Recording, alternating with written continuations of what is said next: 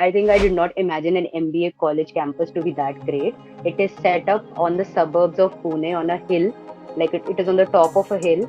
And I think the most beautiful sunsets and sunrises of my life I have witnessed from that campus. People want to get placed in whatever company that's coming, regardless of the domain, right? Very few people have that luxury of selecting the kind of domain that they have. Like for us also, like our place com team does not really allow us to make a decision that way. Whichever company we get the offer, we have to sort of accept. Hi, Akriti. A very warm welcome to the podcast. How are you doing? Yeah, I'm doing good, thank you. How are you? I'm also pulling along. It's been a very difficult month for me the past couple of months, but yeah, we are all pulling along. Currently, you're working at American Express, right, as a prod consultant, if I'm not wrong. Yeah, so I'm working in the capacity of a product management manager, like not a consultant per se. So, like I'm working in the part of a department which is majorly known as Enterprise Digital and Data Solutions. And I am in the team of product management which develop products related to data in American Express. So, if you could dive a little more deeper into the responsibilities of yours, you should give us a day to day of how you work, what are your deliverables. Yeah, sure. So when we talk about Prodman roles in American Express per se, and just by the way, whatever I'm saying is just my view. It has no views of the company per se, right? So an average day for a product manager at American Express deals with developing solutions. For my department, it is more B2B, which means that we develop data solutions for our fellow colleagues in American Express. So a lot of our colleagues, I think, and for a lot of finance companies these days, data is like the bread and butter of what they do and how they deliver, uh, optimize and deliver solutions to even their end customers, which is card members, right? So we develop solutions for our data engineers, data analysts, data scientists, etc. And I am particularly working on improving the quality of the data that they are consuming. So as a product manager, my responsibility is to ensure that I keep on improving the product. There's already a product in place. How I keep on improving that, how I build new features into that product. And for what I have to do, I have to develop user stories, break that down into sprints, prioritize the features, get those developed from the team, ensure that the communications go out to the users for those newly developed features, and engage the users at the right time. And I think we close that loop by collecting requirements on how those features are performing and how we can further improve the product down the pipeline. So, a couple of follow up questions to that will be that most of what you endeavor on is exclusively linked to the organization, right? You've been mentioning this again and again that the solution you're providing are for the in house employees. They are the people who are going Right, after it, right, right, all limited to them. right. Apart from that, I mean, do you think this purely a product management role? Do you think, the kind of data that is integrated into the role, do you think it's purely product or you would better call it a data manager more than a product manager? What do you think about that? No, I would still call it a product manager because we do not deal with data per se, right? We are developing products that deal with data. So Yeah. we are the enablers of the tech that takes care of data, right? So I think initially for some features you need to delve deeper into the data, but once that is done, once you lay down the architecture of the product, then it's more about the tech and the architecture per se rather than the data, right? So data is something that the product takes care of, not us. So it still in a much larger capacity remain the product manager role. Yeah. I mean, I had that opinion the moment you mentioned that, okay, data cleaning, arranging the data is also part of my responsibility. That is something that popped up. But moving ahead, so what is the work-wise schedule like? You work 5 days a week, 6 days a week. Is Amex a really hectic place to be a part of? Oh yeah, so I think Amex is one of the most relaxed cultures and one of the most looked after cultures in India per se, right? I work 5 days a week, but then I only have to go to office 3 days, and the rest of the 2 days I can work from anywhere in India. Uh, we have 2 days off, and the the culture is very nice. People are very helpful. They give you a lot of time. Like for example, when I joined Amex, I did not have a lot of tech background, and I was not sure what I'm getting into, what will be the people like, what will be the role like. But I think I was given more than enough time to just absorb all of that, and then now gradually my responsibilities have started growing, but they still remain within my capacity. I have more than a decent work-life balance, Wow. so all things are great. Yeah. That's all the more admirable. But when you mentioned that you had the lack of a technical, what do you call, background when it comes to the role, so do you think major Yeah. corporations or the big companies out there look for a cultural fit over somebody who's technically fit? Do you think that's the case? Uh, for American Express, and for like the college that I have been at, SIBM Pune, I think the companies, the majorly the companies were looking for cultural fits rather than technical fits. So, like for example, the job description that the role came up with, it demanded that I have in-depth knowledge of C++, SQL, and JavaScript and so on and so forth. And there were computer science graduates in my batch who were very well versed with the knowledge. I had knowledge of those queries on languages, but I could not classify myself as an expert in those languages. But then I think the company was more looking forward to people who were culturally a fit to that organization. So yeah, But then again, it gets really difficult for any hiring manager to, sort candidates out on the basis of who is the cultural fit. I mean, it's also, in hindsight, it's also a little unjust for all the technical candidates out there. But yeah, at the end of the day, what works for the organization works. So moving ahead, you landed at, yeah, you were saying something. Yeah, you were saying something. yes, yeah, I mean, people with technical backgrounds were also shortlisted for the role. So it was not like only people with like technical a bleak technical background like mine were selected, but then I think there were 2 3 rounds of interviews, and then the people who moved ahead were not particularly those with sound technical skills. Wow, wow. I mean, this is something that's been talked about in the B school, this thing, social media a lot, that the diversity factor plays a very huge role in companies like Image. Yeah, probably. Let's not get into the controversial part. But yeah, you learned that role out of the campus, that is SIBM Pune. What about the rest of Right. the roles that come into the campus for? Like most of them have a lot to do with data, or is there a healthy mix of all the roles? Yeah, I think there is a healthy mix of all kinds of roles. So a lot of my colleagues from SIBM, they are into all kinds of roles. Some are into sales, some are into marketing. And when I say marketing, they're like proper into completely into branding and advertising, etc. Then there are people who are into marketing operations. Then there are supply chain managers. There are people who are into investment banking and finance, core finance roles. So there is a healthy mix of all kinds of roles. For certain specializations, there might be a domination of certain kinds of roles. Like, for example, let's say if there are 10 roles in marketing, there might be like 3 to 4 that comes for sales. And then there are the rest of the 6 are of different kinds of buckets. But then, other than that, like the college does provide and the companies do provide a variety of roles. Like a major of those is general management. So a lot of people get into general management programs and then later on get assigned to whatever role that they are deemed fit for. Whatever vertical that they are assigned to, right? And if I talk about the Yeah, right, stronghold of the right. college, it has a stronghold in general management. That's what you're trying to imply.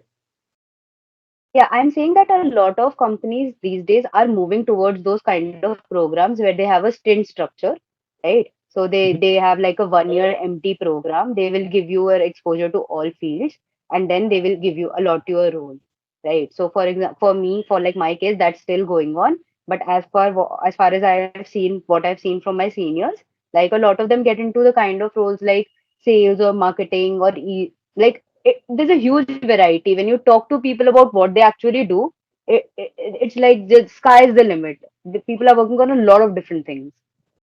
The companies are basically transitioning into more wider aspects of employment rather than tapping Yes, onto that yes, niche. right, right. I mean, I was trying to get to the part where I wanted to find out what is the exact domain where most of the students get placed from SIBM Pune. If we set aside general By management, domain. by Hmm. domain, yeah, Yeah, okay. By domain, you mean like sales, marketing, general management, or yeah. something like that, right? And consulting, HR. Okay, okay, okay, okay. Yes. Uh, it is. For SIBM, it is completely hard to say what kind of domain dominates because I think like 10 to 20% of the batch does get placed into consulting. By consulting, I mean companies like Accenture Strategy, PwC, and then Bain, uh, so on and so forth. So a variety of companies come, EY, right? And then another kind is Prodman, which is very few, but then gradually the college is trying to focus its effort into bringing a lot more companies for product manager roles. Then there is marketing and sales. So I wouldn't like to really break down the two because a lot of companies which give sales initially, they do help employees transition into marketing later on. And then, so this is for marketing per se. Marketing people usually get into either of these three. And then there is ops, finance, and HR. So HR also, like I'd say a healthy batch of all the HR people mostly go into HR or consulting. There is no third role that actually comes up. Yeah. It's basically consulting and HR that is occupying most of the students, that is absorbing most of the students. Yeah, And right. to have an overview, Akriti, what is the average cash to CTC ratio across all the domains? What is the average cash Uh, to CTC ratio? Average batch to see.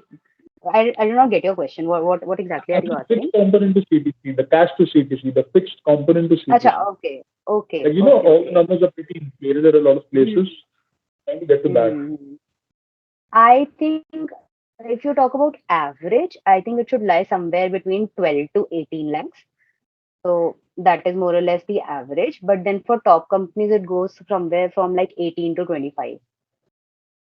See, I see. I mean, I get that 18 to 25 is something that comes to the top companies, but from the 25 LPA CTC, what is the average fixed cash component? What is the average Yeah, fixed I'm component talking of that? about fixed only. I'm talking about the Achha, fixed the fixed component is at only. 25 as well. Wow. Yeah, I'm talking about fixed. Yeah, eight. So the 12 to 18 that I am talking about, 12 to 18 lakhs, is actually the fixed component. Wow, wow, wow. So the actual average package is way higher than that. What is the actual average package of SIBM Pune? Yes, I think you can refer to the latest placement report for that. But as far as I know, it is definitely 2023 plus. So that gets justified with the kind of cash ratio that the CTC has. Makes sense. So on an average, probably 0.8 might be an ideal fixed component to CTC ratio. No, no, no, not 0.8. So I think the average is much higher than 23. The last, if you check the last placement report, right? So if you talk about the ratio, it comes out to be pretty low, like compared to the average. But then, like individually, it is definitely like somewhere approximately 0.65 to 0.7.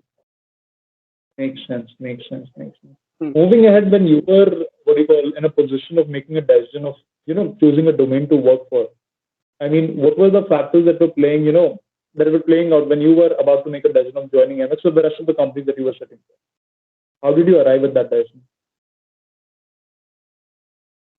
I mean, do we really have a choice? Because the kind of mechanism that we schools follow during placements, you really don't have a choice. You at that point of time, you're just looking forward to get placed, and that's all. A lot of preferences like the role or the industry sort of takes a backseat. At least that was the case for me, right? And so so they follow the structure of day zero, day one, right? So day zero, a lot of good companies come in day one, like they call another set of great companies and so on and so forth, right? So the best companies usually come in the beginning of the days, and in those days, all the people want to get placed in whatever company that's coming, regardless of the domain, right? Very few people have that luxury of selecting the kind of domain that they have. Like for us also, like our place com team does not really allow us to make a decision that way. Whichever company we get the offer, we have to sort of accept that. And uh, I am not sure if I am allowed to say this, but then that's how it is. I think people should know how placements in B schools really work, because people come with a lot of rosy dreams, right? That they would get to select their company and their role, but you sort of do not have that option, at least in SIBM. So I think that, 100% of the time, So when I got this opportunity, I was asked to give an interview. I gave it with all the with Determination. whatever, yeah, with whatever knowledge, and then whatever hard work that I had done, I put into that, and I converted the role. But uh, it wouldn't have really mattered if they were also working in some other division or in the domain. I would have still given it a fair shot. Of all the people that I've interacted with over the past 6 months or 8 months, this has to be the most honest answer to that question. I have to give it up to you for being Yeah. absolutely honest. Nobody has ever had the guts of saying that we time ourselves to the market. Everybody is having this whimsical appearance that no, I have a specific domain. Whatever comes, you're supposed to stick to that domain. So that was a very honest answer. Thanks for that. Yeah. Thanks for being very candid with it. And moving ahead with the rest of the choices that were at your disposal. So, why SIBM Pune out of the rest of the B schools? Why did you choose to study there?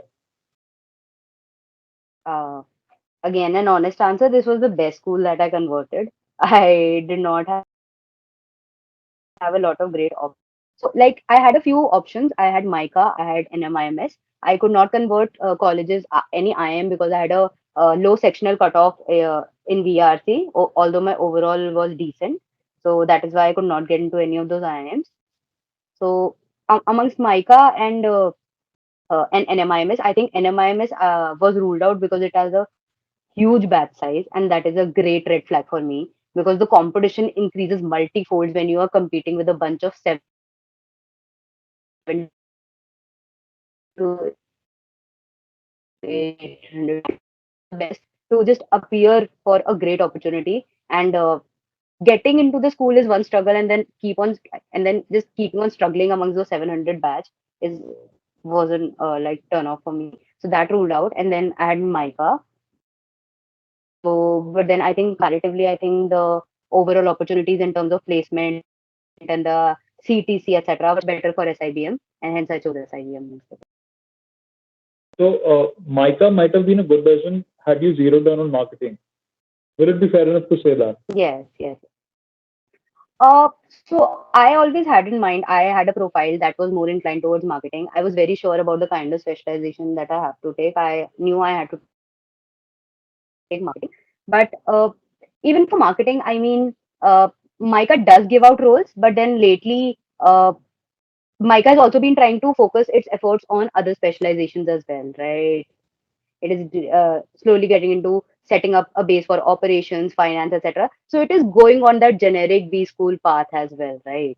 So I was not sure about like I might get a good marketing placement in Mica, but I am looking for a good overall placement in general and not just restricting myself to getting placed into the domain of marketing. I can anyway do that later on in my life by my own skill set. So I thought of like I weighed greater importance to having a great start rather than just a domain that I want to work in. And that is completely your personal choice. That is a call you make when you are deciding colleges. What is more important to you? Exactly, exactly. And Micah also comes with the downside of transitioning specifically to marketing analyst roles. There is something that I've heard a lot. Instead of hardcore marketing roles, marketing analyst jobs are coming up at the campus. That is a what do you call Right. point of contention. Absolutely. And yeah, that Right. was a very Right. Right. bold move of relying on your own skill set that you'll be able to transition later on as well into a role of your liking. So this is again a good aspect of whatever looking at placements in a different way. And moving ahead, so once you what do you call were able to shortlist from all the B schools that you ran a seat at, once you made it to SIBM Pune, were you satisfied with how the campus is? How was the campus of the college? Campus, it was beautiful. I think I did not imagine an MBA college campus to be that great. It is set up on the suburbs of Pune on a hill, like it is on the top of a hill. And I think the most beautiful sunsets and sunrises of my life I've witnessed from that campus.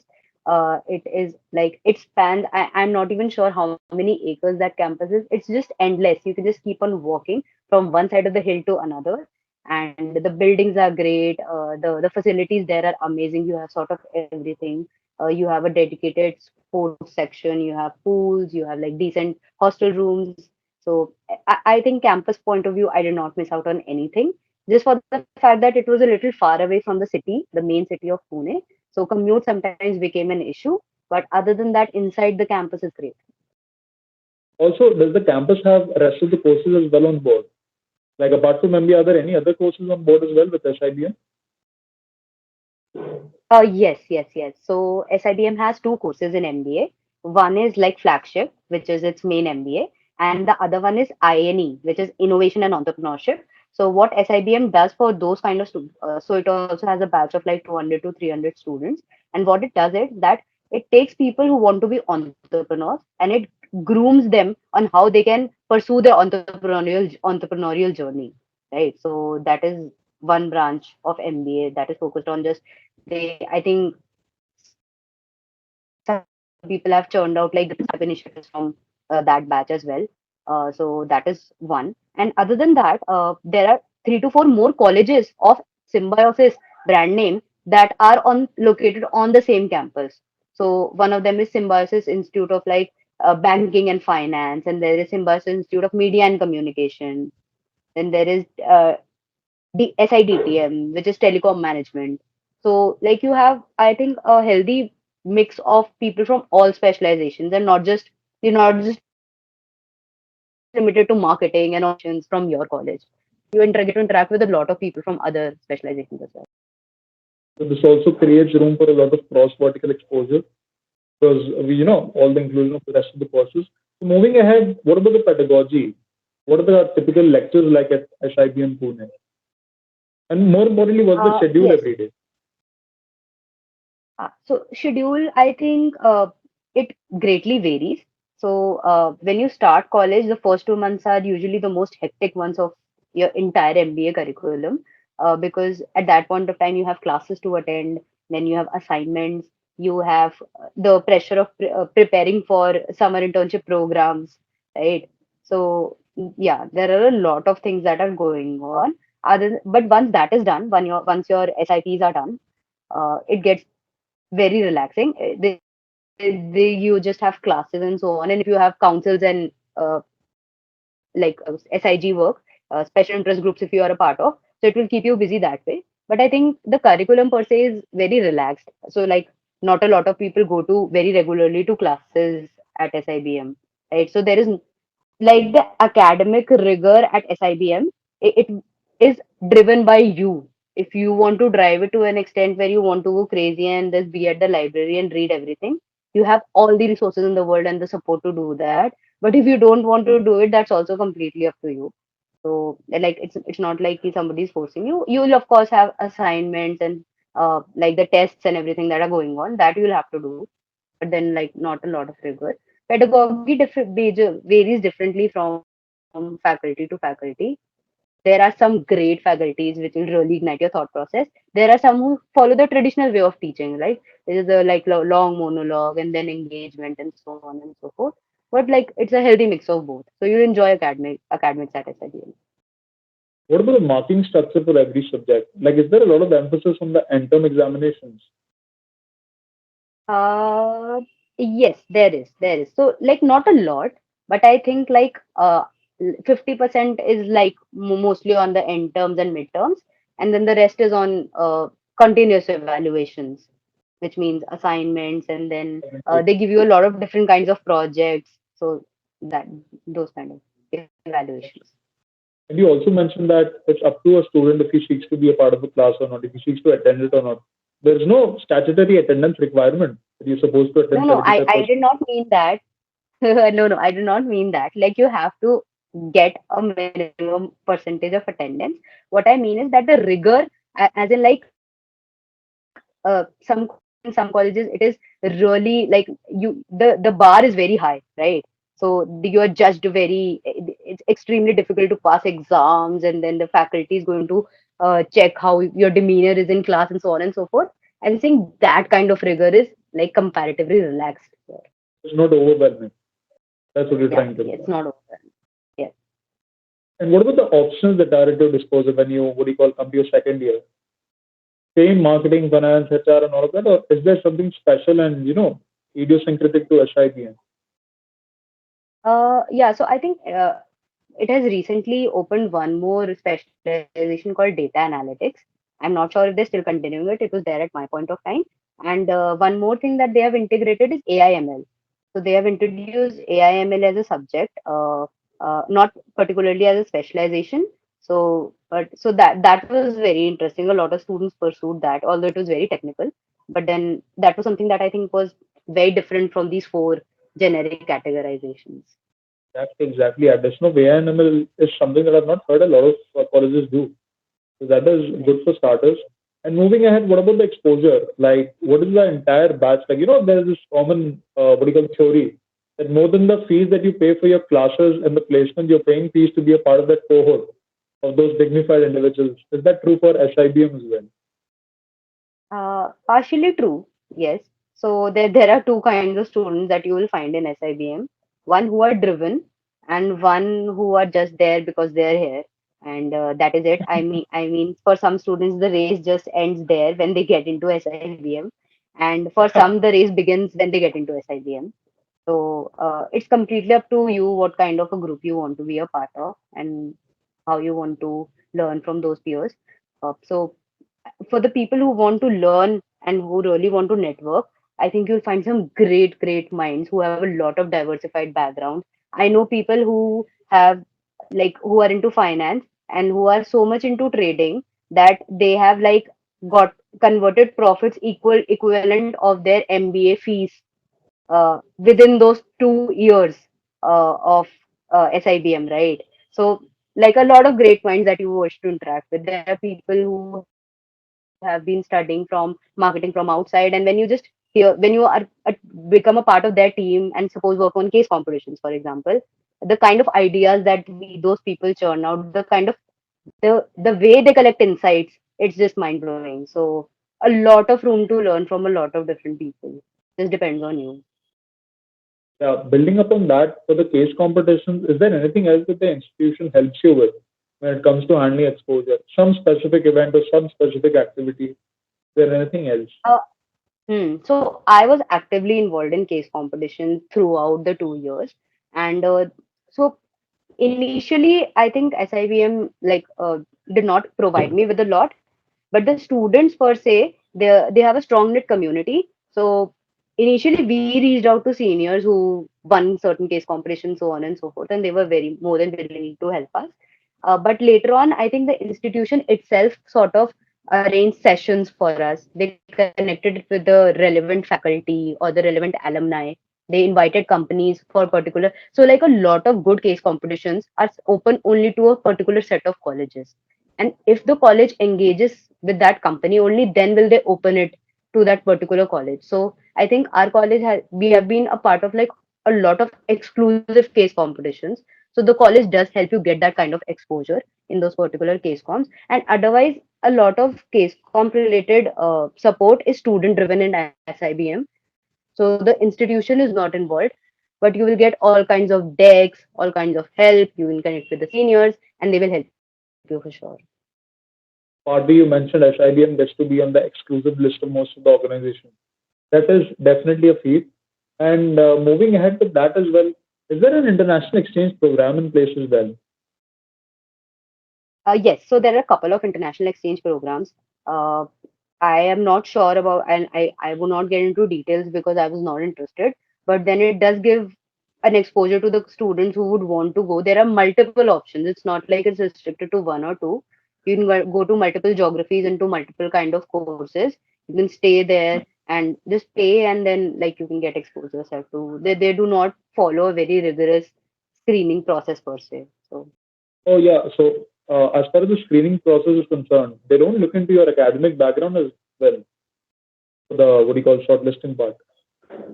So, what is the deciding You talking factor? about admission into SIBM or those No, no, foreign not about exchange? admission, about the foreign exchange program.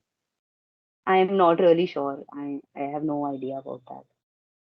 It's all right. It's all right. So, moving ahead, apart from that, the entire college happens to boast of a lot of committees and clubs as well.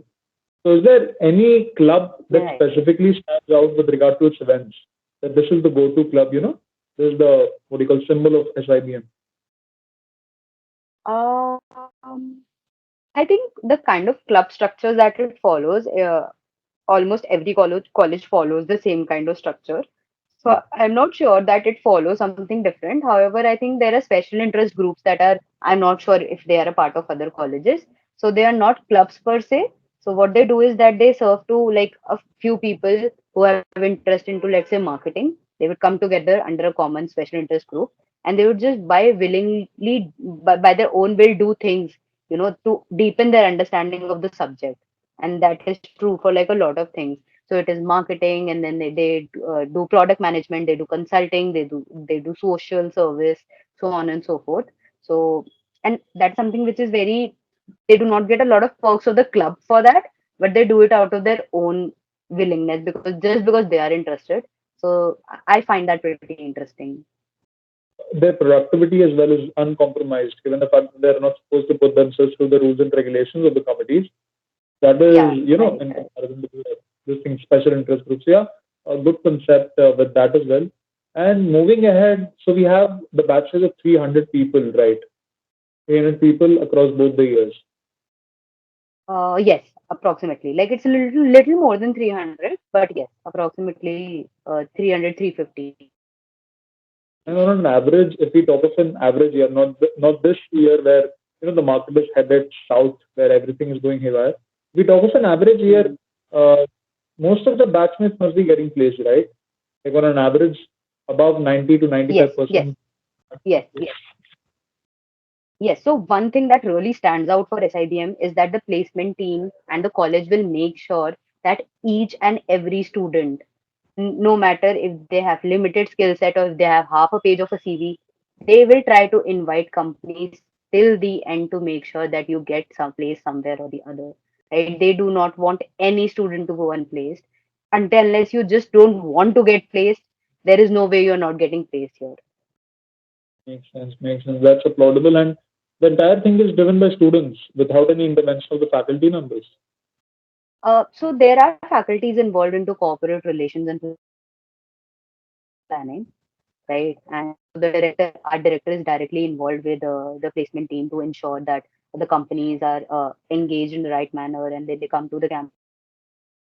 And there is a lot that goes behind when they actually come to the campus, right? And placement is one thing, and then they have to engage with the companies much before they come to campus for recruitment. So majorly student driven, but then with some support of the faculty and the campus for sure.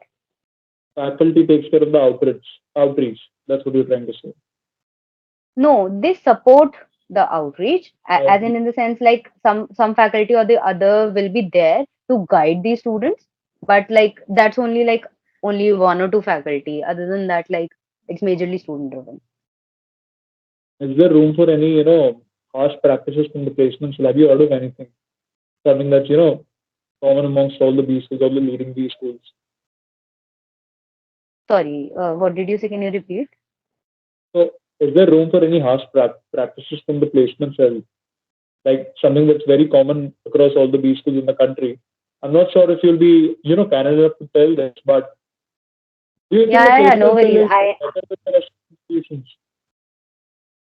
Yeah, so like I think most more or less it operates the same way our placement team as for other That's MBA, what I good want MBA to hear. colleges.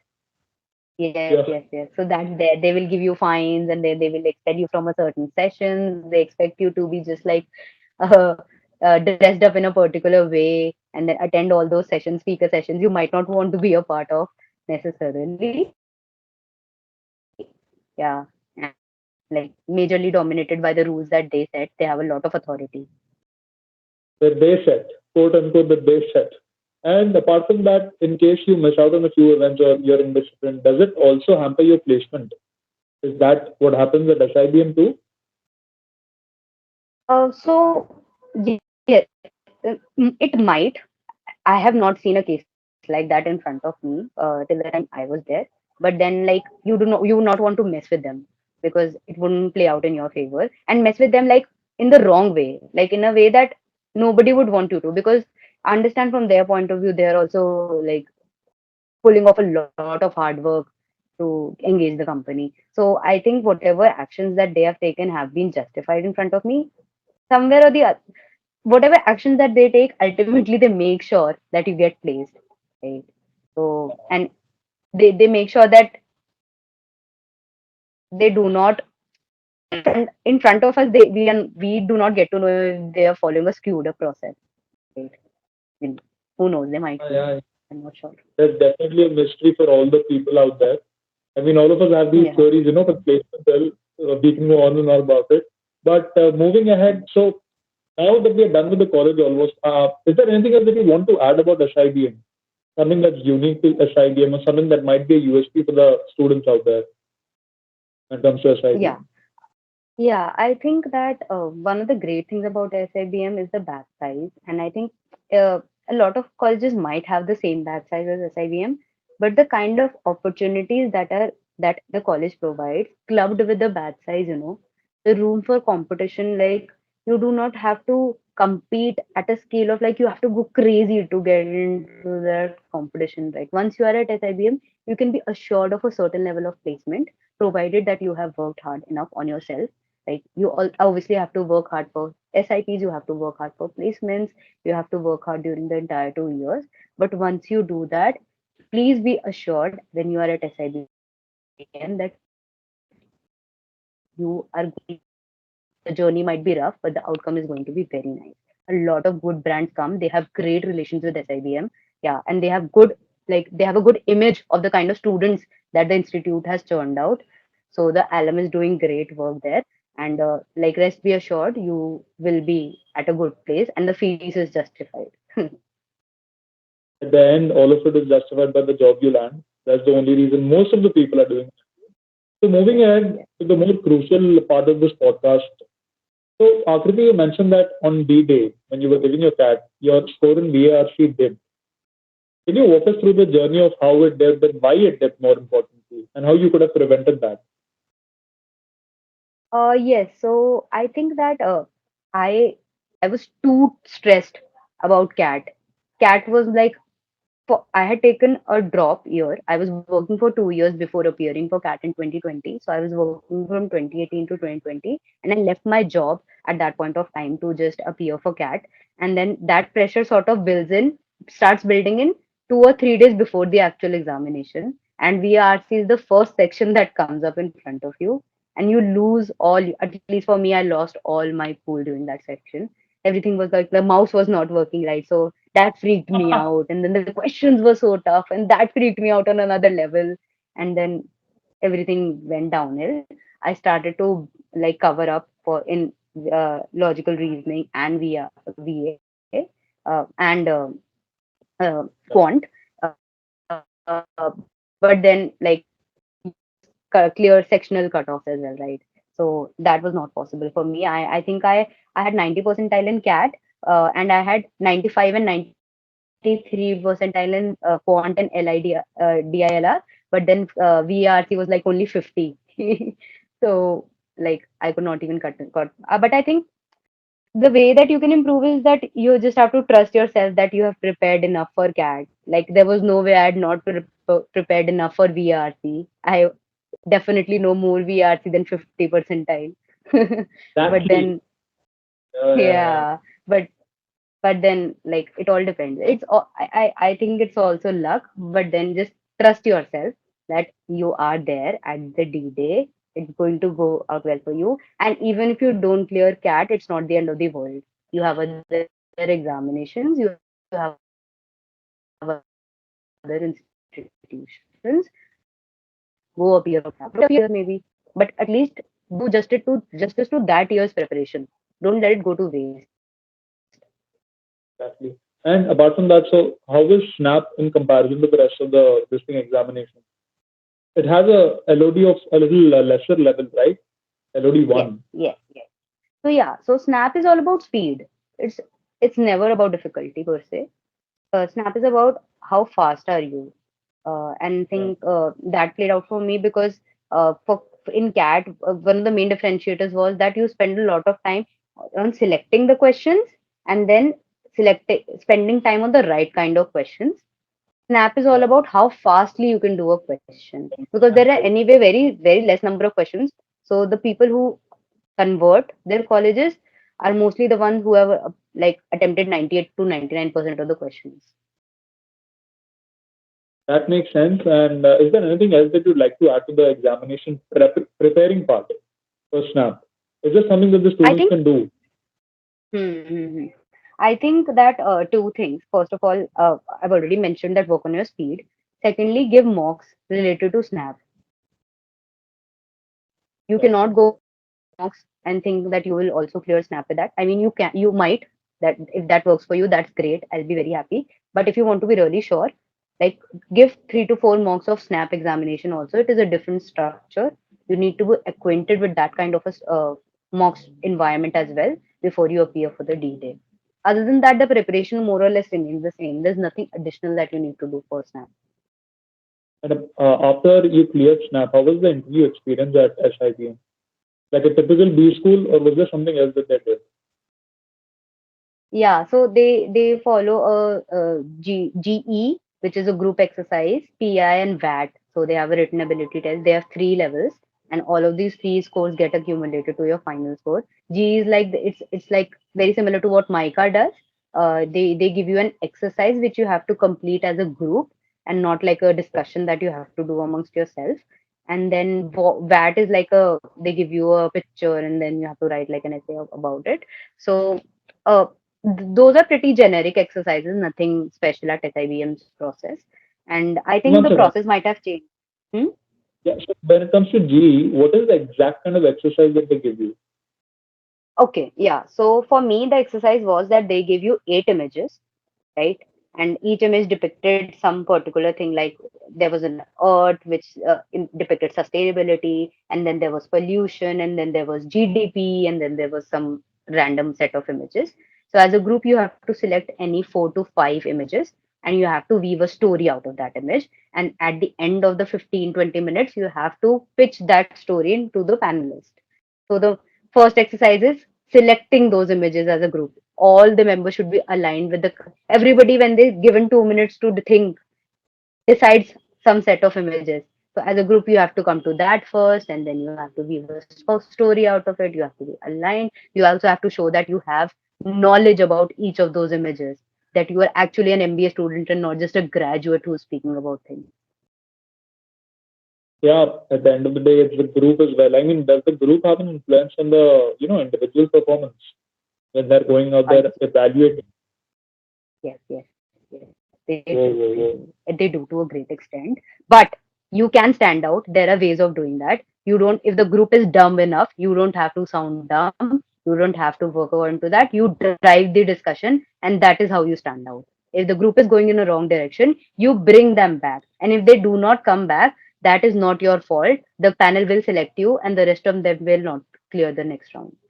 That So is the how it is. panelists are also keeping a vigil when you're discussing amongst your group when it comes to shortlisting the pictures and trying to frame a story, not just presenting the story. They have a vigil on Yes, you. yes, yes. Absolutely. Oh, They are involved in the entire process. They will like keep a track of how you are coming to the 4 to 5 selected images, how you are developing the story, what is your point of view. They'll note down everything. but then that will not have a lot of impact. The group part, the group Yes, aspect of yes, presentation. yes. That makes sense. And about the Right. personal interview, uh, is there something special that SIBM did, like having an emphasis on value systems or something else? Value system, I'm not sure they did not ask specific questions about that. But then when you enter the room of PI, they give you an extempore, they have an extempore kind of a round where they give you a topic and then you're given 45 seconds to think and 45 seconds to speak about that topic. And it's usually a short business problem that you have to give an opinion about. So that is something that is unique. And then I think a lot of the first half of the interview is driven by what you speak in those 45 seconds. And then they talk about other things as well. On average, a typical interview at SIBM lasts for 10 minutes, 15 minutes, 20 minutes, Varies greatly, but mostly like 10 to 15 minutes. 10 to 15 minutes. That gives us a good Yeah. overview of the entire system selection process. We have the GE, the group exercise, then we have the PI, we have the WAT, writing ability Yeah. test. So, Akriti, that was pretty insightful. Coming towards the end of the episode, what would your this thing impactful advice be to all the youngsters, not just youngsters, all the people out there on the brink of making a judgment of their careers? What would your advice be to all of them? I would say that if you have thought about doing an MBA, go for it. It will really help you in the long run. So if you're doing great currently at where you are, still think about doing MBA. Maybe you're not on a regular MBA kind of a path.